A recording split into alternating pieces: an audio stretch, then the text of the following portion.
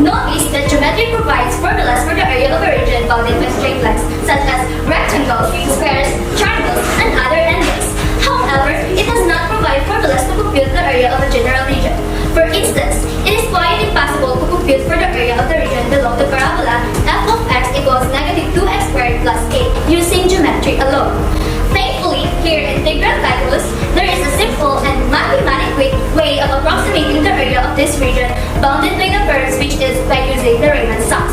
Hi there, this is Generous Grajeda from grade 11 STEM of Valencia National High School.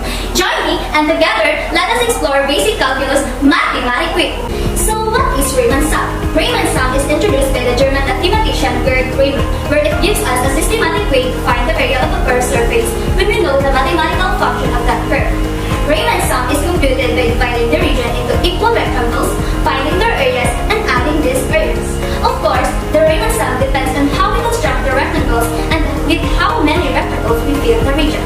Let's go back to our function f of x equals negative 2x squared plus 8. We will start by dividing the region under the curve of the function with, let's say, 2 rectangles.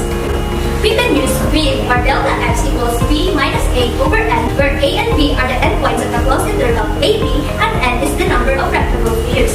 The formula showed us a bit of a 1 minute. Let us start with our left Riemann sum approximation, and the x values touching the graphs are negative 1 and 0.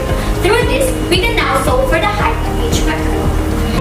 Since the areas of the two rectangles are 6 and 8 square units respectively, we can approximate the area under the graph bounded by the x-axis by adding all these areas denoted to be the Riemann sum. This is equal to 14 square units. This time, we will illustrate the area of the region bounded by the curve using the right Riemann sum approximation, where the upper right vertex of each rectangle touch the graph of the function. To solve for the height, substitute the x values to the given function. Computing the area of the first rectangle will be 8 square units, while the area of the second rectangle is 6 square units.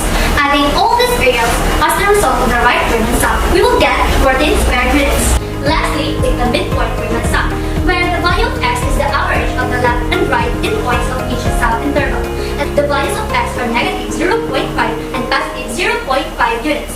To show the height, we just substitute these values to the function, and thus, the area of the two rectangles will give us 7.5 square units each, and adding them will yield the midpoint Riemann sum